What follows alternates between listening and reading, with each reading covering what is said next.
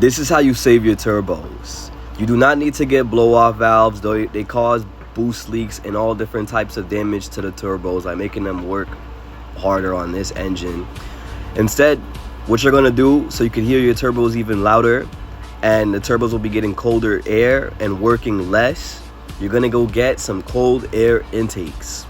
Now, you have different options in getting cold intakes. You could get the $500 ones, or you could go with the $150 ones. But the difference is going to be very minimal, depending on which intakes you get. Now, BMS sells these factory fit intake inlets that you could put onto your turbocharger, all right? You're going to get this part for like $99. It's going to cost tax extra and also might be shipping. But you're going to start off with these silicone inlets for your Q50, Q60, and the Nissan Z. And then you're going to go on Amazon, and what you're going to search for is Moog Racing's intakes.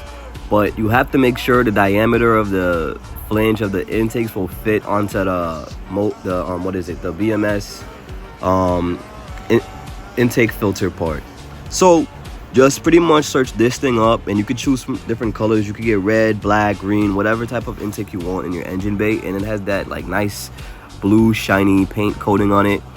This is like a universal clamp-on air intake filter, a high performance washable filter replacement air filter, and the diameter of the flange is going to be 3-inch, which is 76 millimeters. So you just got to put it on to that end part on the BMS inlet. This is a mod that you could do completely in your own garage or the street or the driveway. I don't know where you're working on the car, but you could do this whole thing yourself. It's as simple as an oil change. So basically the tools you're gonna need a Phillips head screwdriver or a 10 millimeter to get that first 10 millimeter off the two intakes.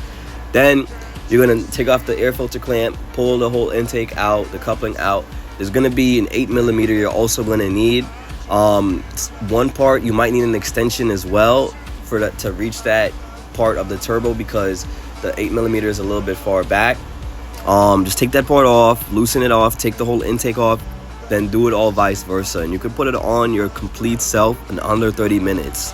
You could take your time and do it even longer, but my advice is to make sure these intake couplings that you're installing is tight and secure, because you don't want to have any air leaks going from the vacuum into the turbo compressor. Now, I just told you a very expensive mod that you could do for very cheap. There are a lot of people that know other cost-saving ways on this platform that aren't like, you're not losing quality.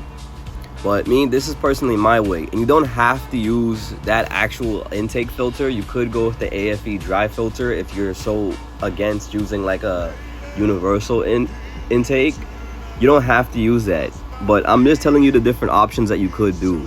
You could spend $100 extra, and basically you would just make a $200 intake setup, and these companies are selling the same thing for like $500. So you could do whatever you want with that information. I'm just letting you use your own constructive criticism, because we're on a budget when we're adding any boost.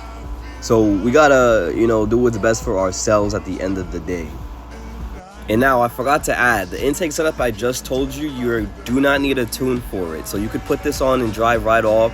You're not going to throw any codes unless you install it incorrectly. But however, I do recommend getting a tune, because you could see some sort of profit out of increasing the air density into your engine.